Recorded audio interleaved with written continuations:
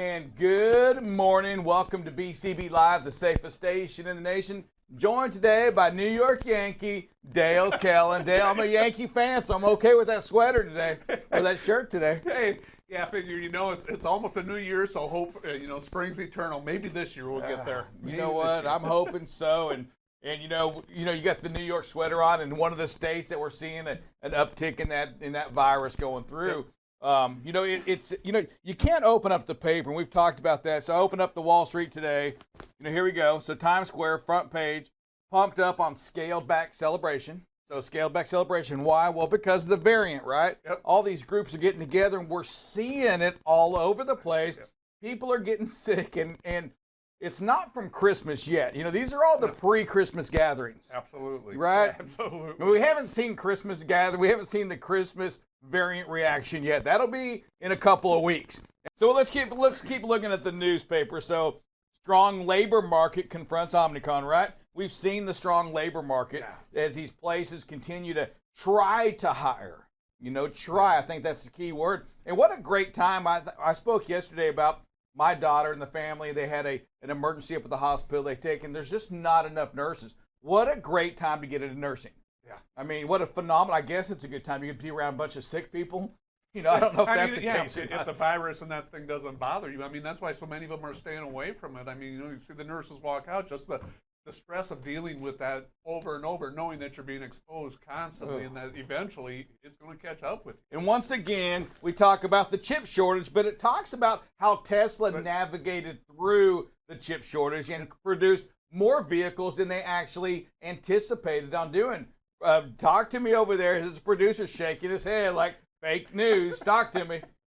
Well, the whole Tesla narrative is built up with a lot of hype. But no, what they did is they got rid of the radar sensors on their cars and they just replaced them with cameras.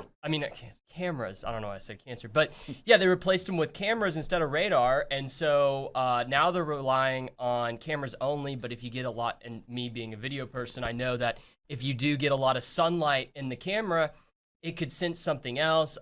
Sometimes you've had Tesla's rear-ended because they go under an overpass and they see a shadow under there and think it's a wall. Is this your source, or what is this coming from? Because I'm looking at the newspaper right here, and it says Tesla didn't respond to a request for comment about its chip shortage sourcing strategy, but it looks like you already know why. The best response is no response. There most you of the go. time. But if you dig a little deeper in there, Tesla's also got some pretty serious recalls on some door latches. Right, I saw that too. Yeah, saw the door latch recalls. Hey, we talked yesterday, and one of the big news going around this whole country, not just in trucking, transportation, has been with the celebrities, Miss Kim Kardashian as well, is the sentencing of the driver out of Colorado. The governor comes in yesterday and reduces it to 10 years. I think that's the right sentence. And I still struggle with it. I'm telling you, I don't know if you heard our conversation yesterday. I don't know what if he gets 10 years, killed 4 people for this accident. Again, Dale, I'm just going to go. You're a safety guru. You've been trained for all this. If you get sentenced to 10 years for killing 4 people, you don't do a pre-trip and you kill 1 person. Hasn't precedent been sentenced? You're going to go to jail now. Are you? I just struggle with this. If you don't do a pre-trip and you get into an accident of any type, aren't you again just aren't you saying that nobody's life matters, not mine, not anybody on the road, if you don't ever do a pre-trip? Yeah, you still got to do a pre-trip, and I think the attorneys are going to start bringing that up every time we see a court case. That's going to come into play. Again, it was going down a mountain, the brakes failed on him. Did he do a pre-trip or not? You just got to do them every time. You just have But his was due to brake error, right? Yeah. And I get it, right? Inexperienced driver, and maybe they go after the company as well. Who knows? Let's set that aside. The driver is doing what he has, never had the experience, probably going down the hill, does what he does. However, okay, you take that and then you compare that to an accident of any type, an accident that results in just an injury, a fatality, whatever that is, and the driver on a straight road, sunshine, everything's perfect, just doesn't do a pre-trip. How guilty is that driver? Guilty as ever. Guilty? Guilty just all the way through. And You if gotta this do it. doesn't make you as a driver out there change, and I know we all say we do it, but let's be honest, we don't do them all the time. If you don't have it marked up on your paper, and hey, guess what? I'm going to tell you this too. When you do that pre-trip on your electronic log, and it takes a minute, it takes exactly 7 minutes, whatever that minimum is for your company that you're driving for. Do you think they're not going to catch on to that as well? Yeah. How can it take? It goes into that old what's that movie? Vinny. When he's My the cousin lawyer- Vinny. What's that? My cousin Vinny. Yeah, my cousin Vinny, when he talks about the oats or the grits. Yeah. You mean to tell me the grits in your kitchen cook faster than on my oven or whatever that was? It's the same thing. How can it take Dale, the same stature, the same ability, same health as I am? How can it take him 15 minutes and Rick, it only takes you 7? I mean, what's he doing different than what you're doing? Are you really looking at everything? And I think it's going to get to that degree. I think you're right. I mean, we just got to continue to take these pre-trips, post-trips seriously and look for them. Got to log them on duty.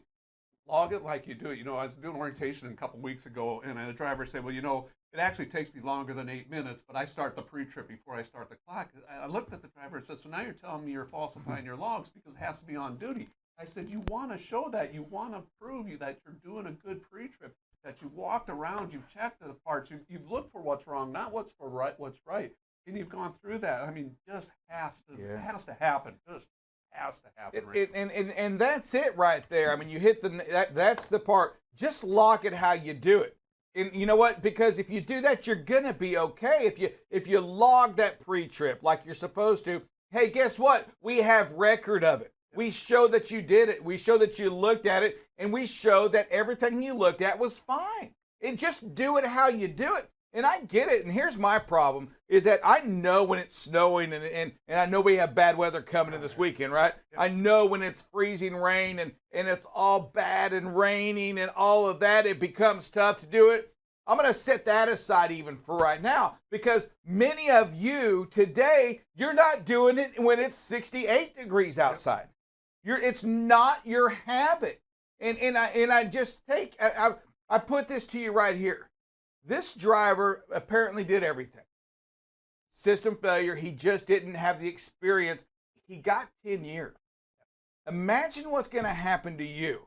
Imagine what will happen to you when you just don't do it and you get into that accident. Imagine what happens to you when you're following too close and you get into that accident. Imagine what happens when you're raging out there and something bad happens. I'm saying take this and learn from this right here.